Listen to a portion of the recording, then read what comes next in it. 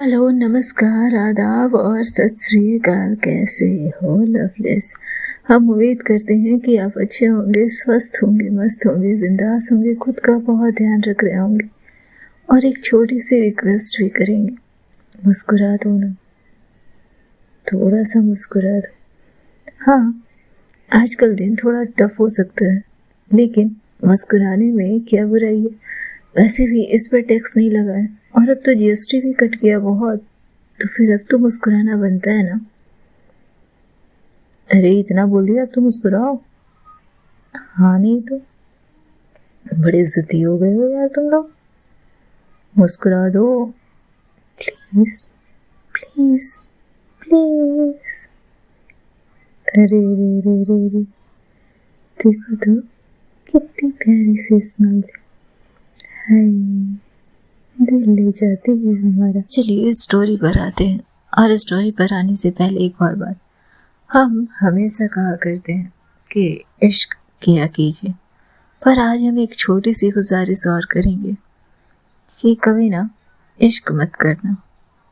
हो सके तो मोहब्बत कर लेना, प्रेम कर लेना, और हम नारायण से दुआ करेंगे कि आपका प्रेम मुकम्मल हो, आपकी मोहब्बत मुकम्मल हो। आज किसी ने हमें बेहद खूबसूरती से समझाया कि इश्क ना सुकून नहीं है, जुनून है। इश्क मुकम्मल नहीं होता, और इस वजह से हम कभी आप लोगों को इश्क करने की दुआ नहीं देंगे। इसलिए प्रेम करते रहें, मोहब्बत करते रहें, ठीक है। और जिसने भी समझाया उसका बहुत शुक्रिया। तो अब चलते हैं स्टोरी पर। स्टोरी का नाम है मर्यादा। पिछले एपिसोड में हमने देखा कि आरोही सिया के साथ घर से निकलती है, जहाँ सिया कॉलेज की तरफ जाती है और आरोही अपने दोस्तों से मिलने जाती है। अब आगे कांच की दीवारों वाले उस कैफे में हल्की हल्की रोशनी चल रही थी। बाहर लोग अपनी अपनी जल्दी में थे, पर भीतर सब कुछ धीमा था। आरोही कोने की टेबल पर बैठी, आंखों के नीचे हल्की थकान, पर होठों पर हमेशा की तरह वही आधी अधूरी मुस्कान। कुछ ही देर में रियान, डीजे और रिया भी आ गए। अभिवादन और हाय हेलो का सिलसिला शुरू हुआ, और फिर जेडी अपनी बैग से मोटी सी फाइल निकालता है और आरोही के सामने रख देता है। हालांकि ये बहुत ही सूक्ष्म चीज थी। कैफे का कोना भीड़ से अलग थलग था। बाहर और अंदर के वातावरण में बहुत सी विविधताएं थी। उनके बीच रखा कॉफी का धुआं किसी रहस्य की परत की तरह उठ रहा था, धीमा पर गहरा। आरोही ने एक पल को बाहर देखा, फिर सामने रखे फाइल की तरफ नजर जाड़ी। जेडी ने बिना कुछ कहे फाइल उसकी ओर बढ़ा दी। आरोही ने पन्ने खोले, कुछ नंबर, कुछ नाम, कुछ कोटेशन। उसकी आईब्रो सिकुड़ गई थी, होठों पर एक अजीब सी मुस्कान आई, एक डरावनी शरारती मुस्कान, ऐसी जो सिर्फ दर्द छिपाने के लिए होती है, या फिर शायद किसी को बर्बाद करने के लिए। रियान ने उसके चेहरे को गौर से देखा और फिर उससे पूछता है, तो ये वही है? और आरोही ने धीरे से सिर हिलाया, हाँ वही। रिया ने कॉफी की चुस्की ली और धीमी आवाज में कहती है, कभी कभी एक कागज ही किसी की जिंदगी के सारे नक्शे बदल देता है। और जेडी ठंडी हंसी के साथ झुका। किसी एक के लिए ये सिर्फ कोटेशन कागज है और दूसरों के लिए बर्बादी का परवाना। आरोही चुप थी, उसकी आंखें पन्नों पर जमी थी, जैसे वो कागज किसी का भविष्य खा जाने वाला था।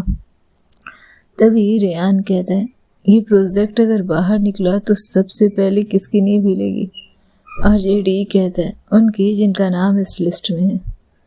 मतलब एक कंपनी गिरेगी या पूरी चेन? रिया ने एक नॉर्मल सा सवाल दागा था। और जेडी फिर से कहता है, गिरावट तो एक ही होती है, पर असर कई औरों तक पहुंचता है। कुछ ऐसा ही होगा। आरोही धीरे से उस फाइल पर अपने हाथ घुमाते हुए, कभी सोचा है एक दीवार गिराओ और उसके सहारे खड़े कितने मकान ढहते हैं? और तभी रेयान पूछ बैठा, तो हम सिर्फ दीवार हिला रहे हैं पूरी बस्ती? फैसला अभी बाकी है। जेडी ने बड़े ही शांत मन से ये बात कही और रिया आरोही की तरफ देखती है। तो चुप क्यों है? चेहरा बता रहा है तो इस खेल से खुश नहीं। तो अगर खुश नहीं तो फिर खेल क्यों रही है? और आरोही उसकी तरफ देखते हुए कहती है, खुश? ये खेल खुशी का है ही नहीं, जिम्मेदारी का है। पर जिम्मेदारी निभाने के लिए कभी कभी किसी की दुनिया उजाड़नी पड़ती है। जेडी ने फिर से एक ताना मारा था और रेयान धीरे से, तेरे चेहरे से तो साफ है आरू, तू किसी को बचाना चाहती है। और आरोही कांपती आवाज में, बचाना? पता नहीं, पर हाँ, किसी की चीखें पहले से सुनाई दे रही है। मैं उस चीख को और थोड़ा बढ़ाना चाहती हूँ। तभी रिया उसके हाथ पर अपना हाथ रखती है। और फिर भी तू बैठी है हमारे साथ, कॉफी पी रही है, जैसे सब नॉर्मल हो। हाँ, क्योंकि कभी कभी नॉर्मल दिखना ही बचाव होता है, आरोही ने मुस्कुराते हुए कहा था। तभी जेडी कहता है, तू चाहे दिखे या छिपे, सच तो ये है कि स्टील के बाद कोई ना कोई राख बन ही जाएगा। और रेहान कहता है, नाम बताओ जेडी, आखिर कौन है वो? तभी जेडी मुस्कुराता है, नाम अभी नहीं, नाम लेने से पहले यकीन तो कर लो कि पीठ पीछे देखोगे तो सिर्फ राख ही बचेगी। और रिया धीमी आवाज में कहती है, कभी कभी राख से ज्यादा खतरनाक धुआं होता है रेहान, क्योंकि हर और फैलता है और अक्सर लोगों तक भी जाते हैं। और आरोही कहती है, धुआं आंखों में भी चुभता है, सांसें रोक देता है, बस यही डर है मेरा। और जेडी मुस्कुराता है, डर? तू और डर? तू तो हमेशा कहती है आरोही एहलुवालिया को कोई परेशान नहीं कर सकता। और आरोही अपनी कॉफी की तरफ आंखें झुकाती। हाँ, पर इस बार बात सिर्फ मेरे इर्द गिर्द की नहीं है। रेहान उसके कंधे पर हाथ रखता है। तेरे साथ हम हैं, तू जानती है ये। जानती हूँ, तभी तो कुछ कर रही हूँ। जेडी ने गौर से उसे देखा और उसके बाद फिर मुस्कुराते हुए कहता है, यकीन कर, तू कुछ भी गलत नहीं कर रही। और इसके साथ ही एक बार फिर से आरोही के होठों पर एक जबरदस्ती की मुस्कान फैल गई थी। पता नहीं गलत है या सही, पर कभी कभी आत्मा की शांति के लिए, मन की उलझनों को पूरी तरह से शांत करने के लिए ज़रूरत होती है। भगवान हर बार धरती पर नहीं आते, कुछ काम के लिए इंसान को ही शैतान बनना पड़ता है। और ये बात कहते ही आरोही जैसे खुद से ही शर्मिंदा थी। जेडी उसे गौर से देखता है और फिर कहता है, मुझे कुछ बदलाव लग रहा है। मतलब? आरोही ने उसकी तरफ देखा। मतलब तेरा ये चेहरा सिर्फ स्टील की वजह से तो नहीं है। इससे पहले जाने तूने ऐसी कितनी कहानियां रची हैं, कितने खेल खेले हैं, तब तुझे ये सब बातों का इतना फर्क नहीं पड़ा। आज इस तरह की बातें, मतलब बात कुछ और है। तो ठीक है ना?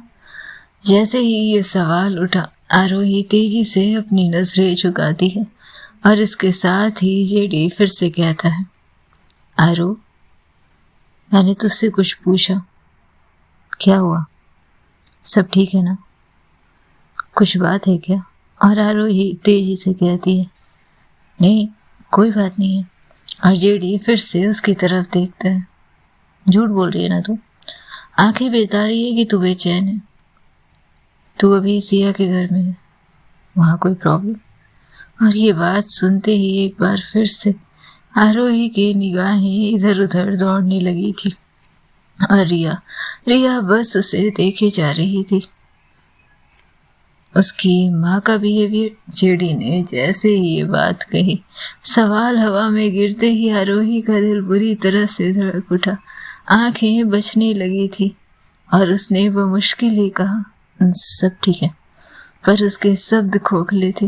रेहान और जेडी दोनों की नजरें उस पर जमी थी और रिया के होठों पर जैसे एक रहस्यमयी मुस्कान थी, जैसे वो सब जान रही हो। और फिर जैसे उसने एक सवाल दागा, अच्छा तो बता, कैसा है उसका घर, कैसी है उसकी माँ? रिया के इस सवाल पर कुछ देर तक आरोही चुप रहती और रेयान कहता है, मैंने तो सुना है बहुत हॉट है। और तभी तभी आरोही उसकी तरफ घूमती है और रेयान चुप हो जाता है। आरोही ने कहना शुरू किया, बहुत अच्छी है वो। उनकी आंखों में कुछ है जो हर पल पीछा करता है। सख्त बोलती है पर दिल में नरमी झलकती है। लगता है जैसे खुद को बचाने के लिए चारों ओर दीवार खड़ी कर रखी, पर उस दीवार में भी दरार है। उनके शब्द कभी तीर जैसे लगते हैं पर फिर भी उनमें अपनापन छिपा हुआ है। उनकी मौजूदगी जैसे कोई अनकहा चित्र। उनके पास रहने पर सुकून मिलता है, जैसे गर्म तपती रेत भरी दोपहरिया में आपको कहीं ठंडे हवा का सुकून मिल गया। वो बहुत अलग है। उनके बोलने का अंदाज जैसे हर शब्द तौला हुआ।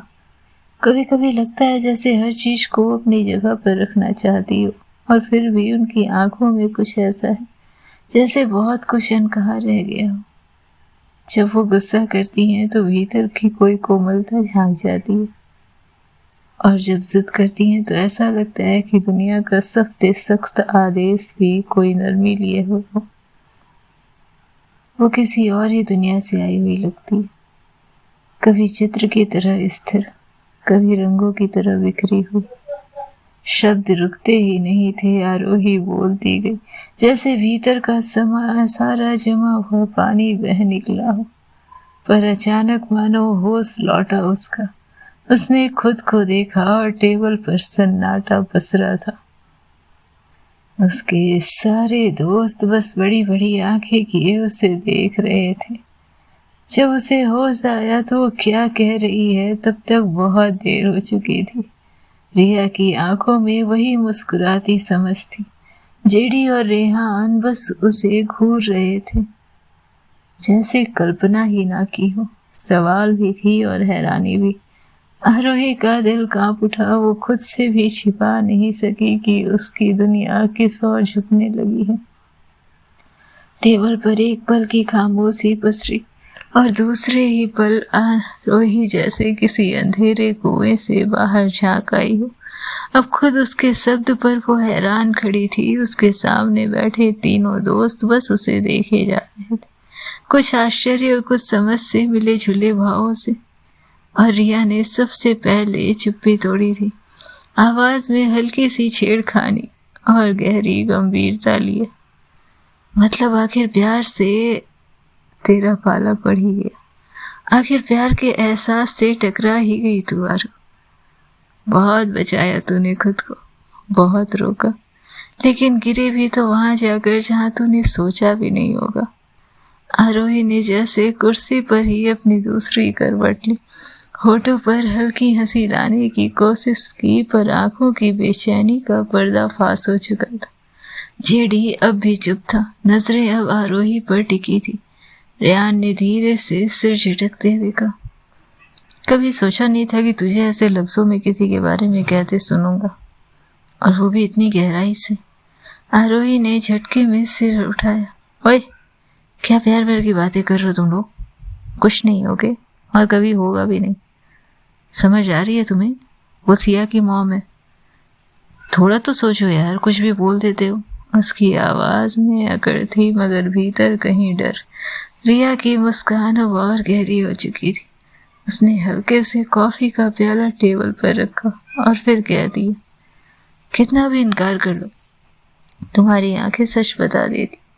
तूने जो कहा वो न दीवार था न मजाक, वो एक झलक थी उस तूफान की जो तेरे अंदर चल रहा है।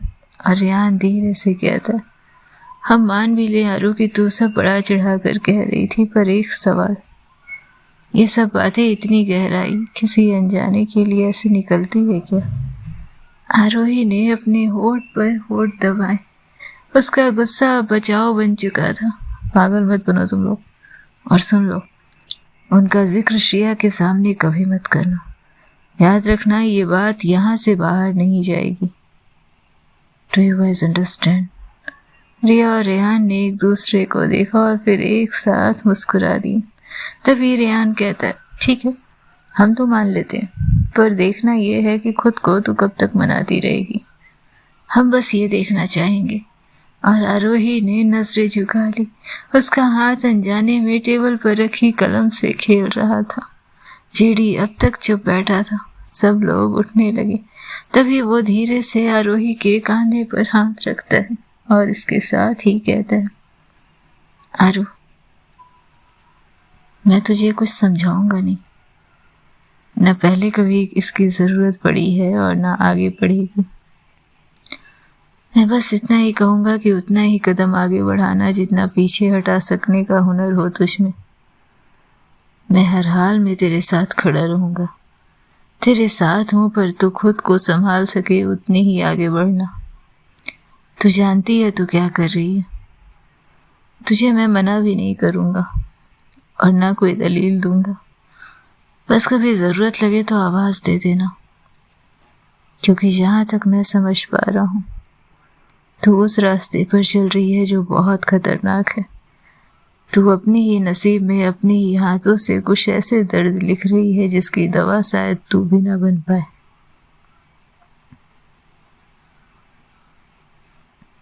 मैं ये नहीं कहूंगा कि मत करिए, क्योंकि करना या ना करना अब तेरे बस में नहीं रहा। पर उतना ही कहूंगा कि जहां भी लगे कि मेरी जरूरत है, आवाज देना। तेरा ये भाई हमेशा तेरे साथ खड़ा रहेगा, किसी भी सच में, किसी भी गलत में, किसी भी सिचुएशन में। ये कहकर उसने उसके माथे पर हल्के से किस रखी। उस चुहन में भाई की ताकत थी, दोस्त का विश्वास था, मगर आंखों में उसके बेचैनी साफ झलक रही थी। फिक्र मानो फिक्र आरोही की उसकी नजरों में घूम रही थी।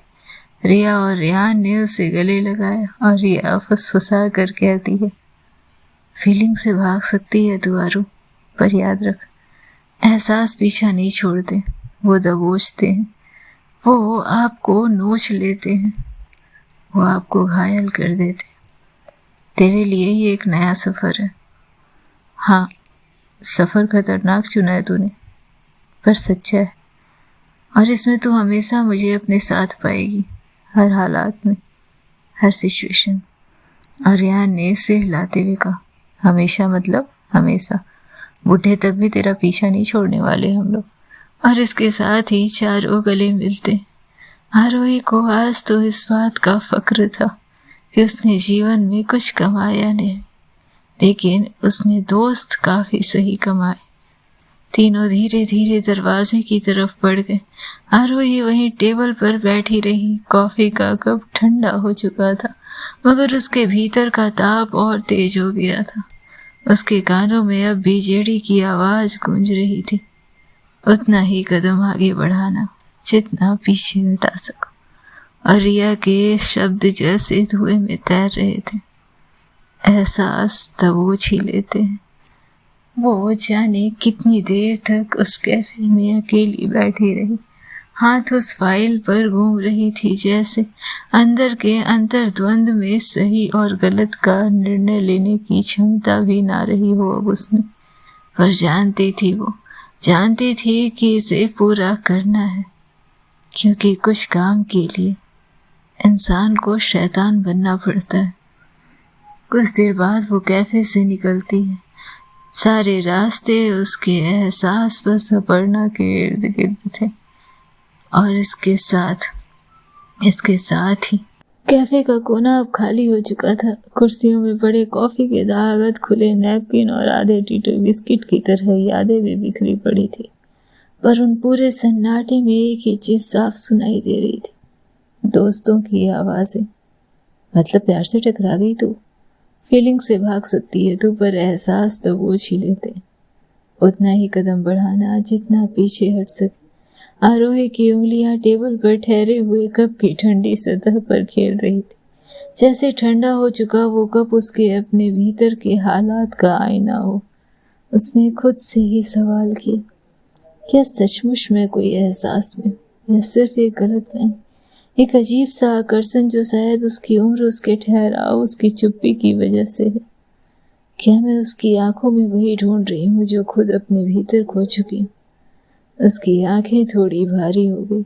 वो सोचने लगी कि अगर ये प्यार है तो कितना बेहुदा है। वो एक औरत है, शादीशुदा, उम्र दराज और एक बच्चे की माँ। वो बच्ची जो उसकी दोस्त है और उसकी ही दुनिया का हिस्सा। क्या वो उस दुनिया में दखल दे रही है या बस उन आंखों की चमक में अपना खोया सुकून खोज रही है? कई सवाल थे जो आरोही के मन में घूम रहे थे। पल भर को उसने आंखें बंद कर ली, जैसे ये रोशनी बर्दाश्त करने की क्षमता ही ना हो उसमें। अपर्णा का चेहरा उभर आया, वो हल्की सी मुस्कान, नजरें झुकाकर काम में खो जाना और कभी अचानक से किसी इंटेंसिटी के साथ उसकी ओर देखना। हर बार आरोही को लगा जैसे वो नजरें कुछ पूछ रही, पर हर बार उसने खुद को समझाया, नहीं, ये बस मेरा वहम है। पर आज दोस्तों की बातों ने उसके भीतर की दीवारें हिला दी थी। गलतफहमी, वो कहती है कि ये गलतफहमी ही है, बस गलतफहमी। उसने खुद को थोड़ा मनाने की कोशिश की, पर भीतर कोई और आवाज फुसफुसाती है। अगर गलतफहमी है तो उसकी आंखों में तुम्हें जवाब क्यों चाहिए था? क्यों पूछ बैठी थी तुम कि उसमें तुम्हारे लिए कौन सा रंग दिखता है? उसका दिल जैसे धक से रह गया। वो सवाल जो उसने जाते जाते अपर्णा से पूछ डाला था, वो अब भी उसके भीतर गूंज रहे थे। आरोही ने खुद को कसकर जकड़ लिया, जैसे अपनी धड़कनों को बांध लेना चाहती हो। नहीं, ये प्यार नहीं हो सकता। प्यार नहीं है ये बस उसकी आवाज वहीं अटक गई। कैफे की खिड़की के बाहर शाम ढल रही थी, पर उसके भीतर का अंधेरा उससे कहीं ज्यादा सघन था। उसे महसूस हुआ सवाल ही अब उसका पीछा नहीं छोड़ेंगे। प्यार हो या आकर्षण या फिर गलतफहमी, ये सच उसके सामने उसे लाना ही होगा। पर जब तक वो सच सामने आएगा, वो खामोशी में उसी कॉफी कप की तरह ठंडी होती जाएगी।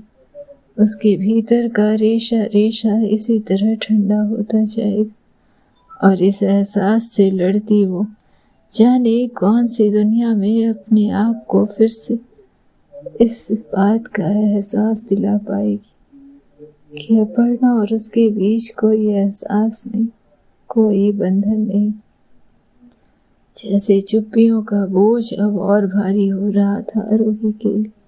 वो घर की तरफ निकल गई थी, लेकिन सारे रास्ते वो छवि, वो चित्र उसके आंखों के सामने घूम रही थी। अपर्णा वास्तविकता में उसके इतने अंदर प्रवेश कर चुकी थी जिसका अंदाजा भी उसे नहीं था, या शायद बखूबी था। वो बार बार अपने दिमाग को झटकती, हर एहसास को नकारने की भरपूर कोशिश में लगी थी, पर जैसे सब व्यर्थ हो रहे थे। अपने मन के हालात से भली भांति परिचित हो रही थी वो।